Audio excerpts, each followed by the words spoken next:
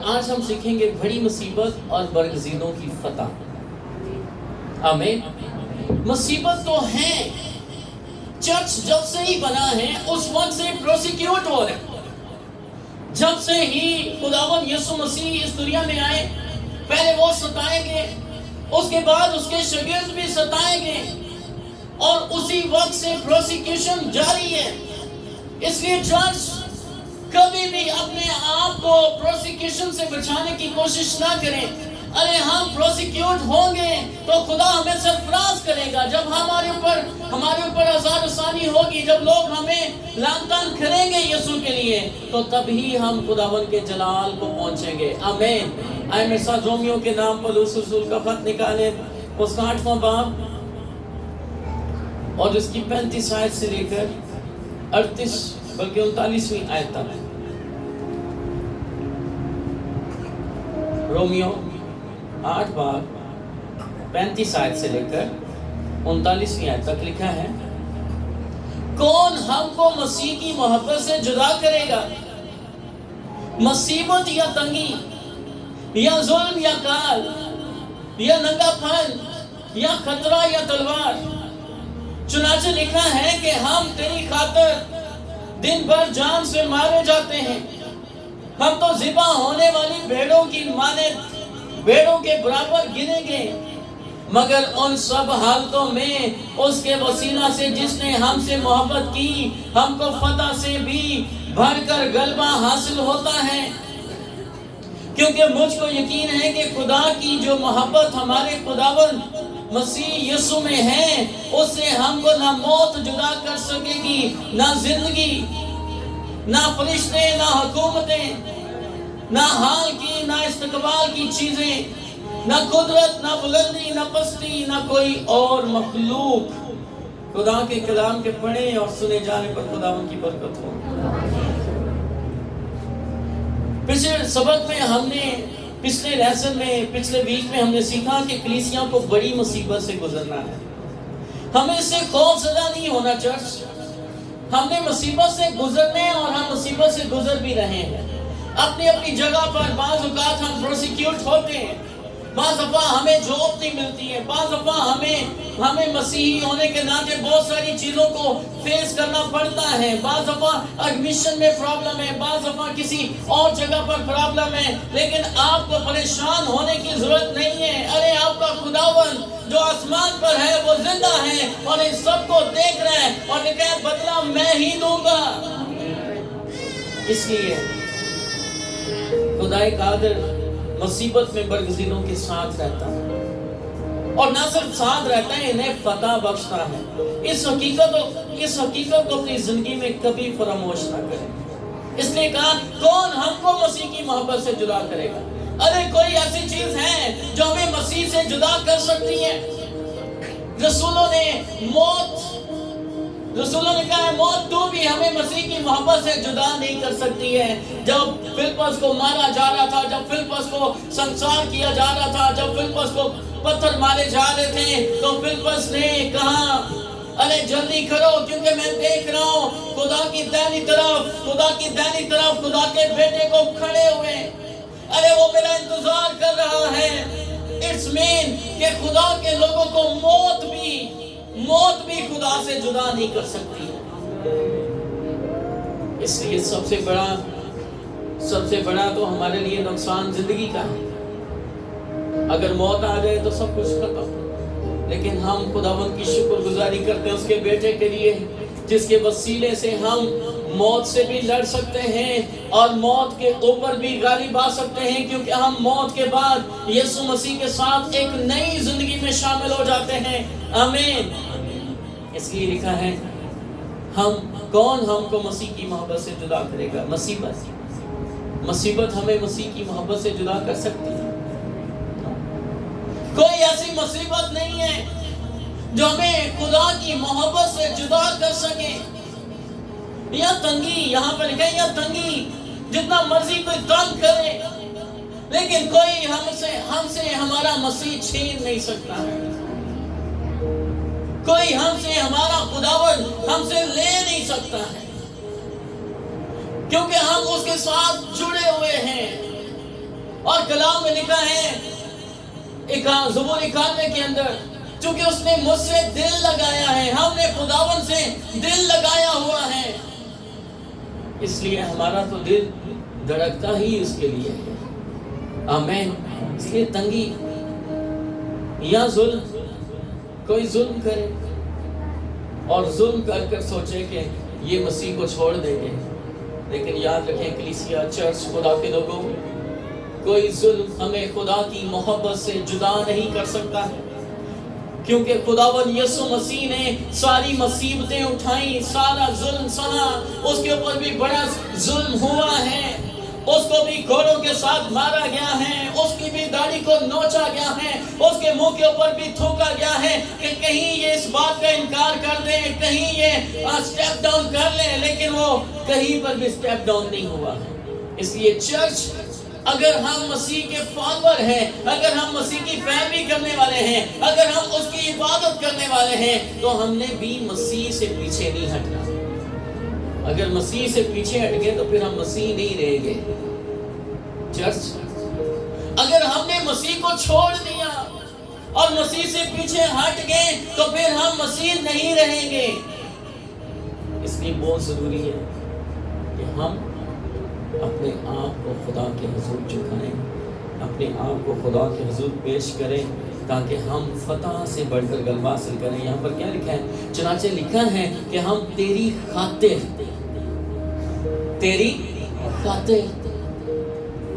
خاطر دن بھر جان سے مارے جاتے ہیں۔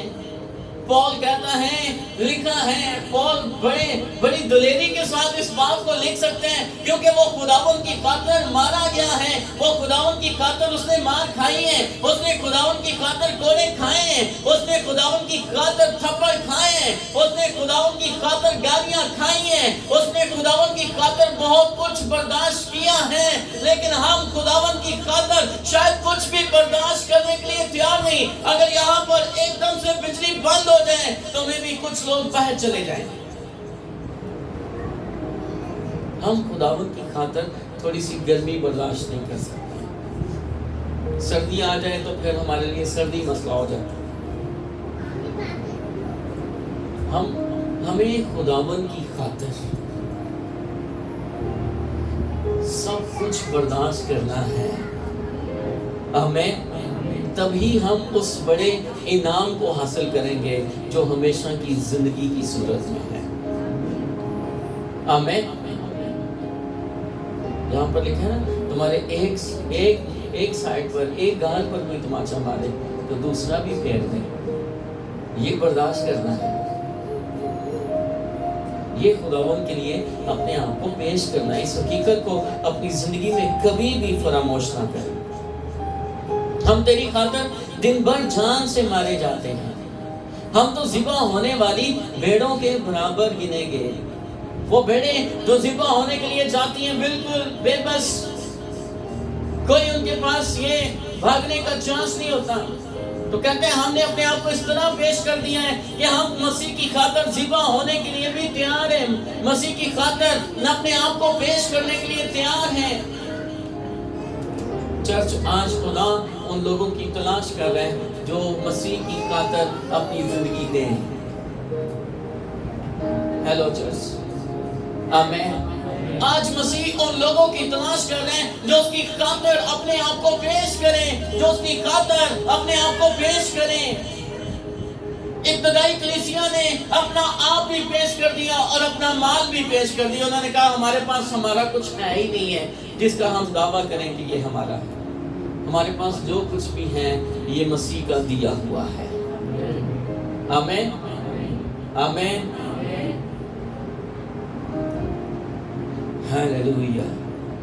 لکھا ہے جب مصیبتیں آئیں، دکھ آئیں تو کیا کرنا؟ متی 5:12 کے اندر لکھا ہے خوشی کرنا اور نہایت شادمان ہونا۔ جب مصیبتیں آئیں تو کیا کرنا؟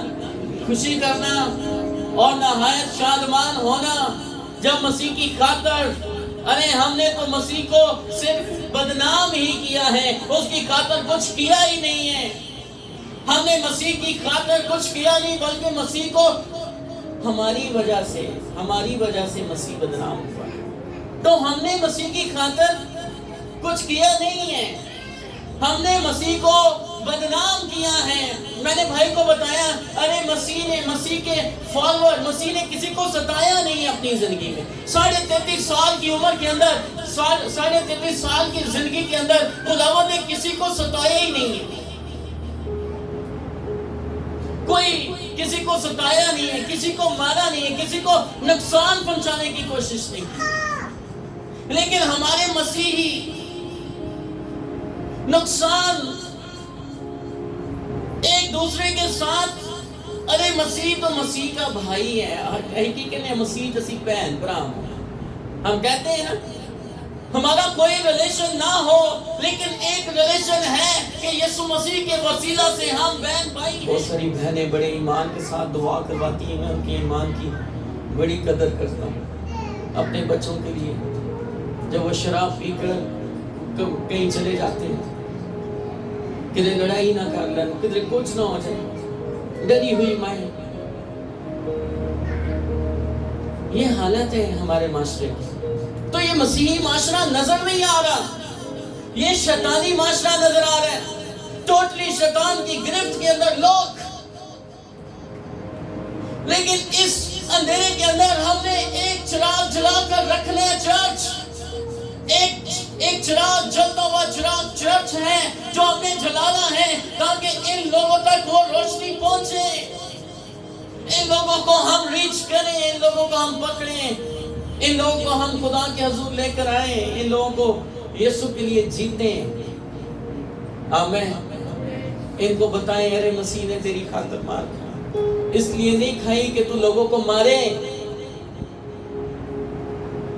بلکہ اس لیے کہ تو مسیحی نظر آئے. آمین. تو اس سے مسیح نظر آئے.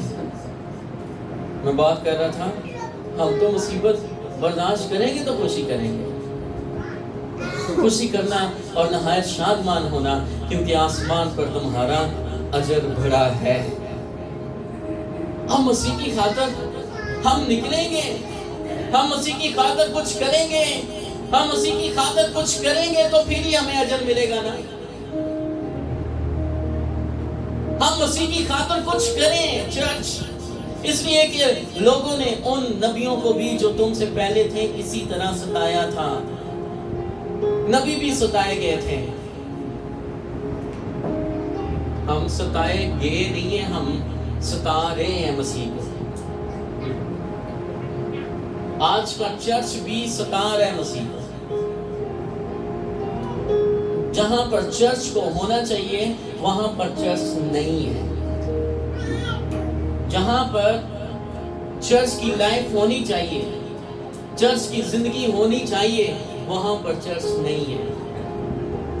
اس لیے میں آج آپ کو انکریج کرنا چاہتا ہوں, ارے وہ تو ستائے گئے تھے اس لیے ان کے پاس اجر ہے, تے جڑے ستا رہے ہیں تے انہاں واسطے بھائی اسلم کی ہے. وہ تو ستائے گئے تھے اس لیے ان کے لیے تو آسمان پر ایک بڑا اجر ہے. لیکن جو مسیح کو ستا رہے ہیں ان کے لیے کیا ہے؟ ہاں جی,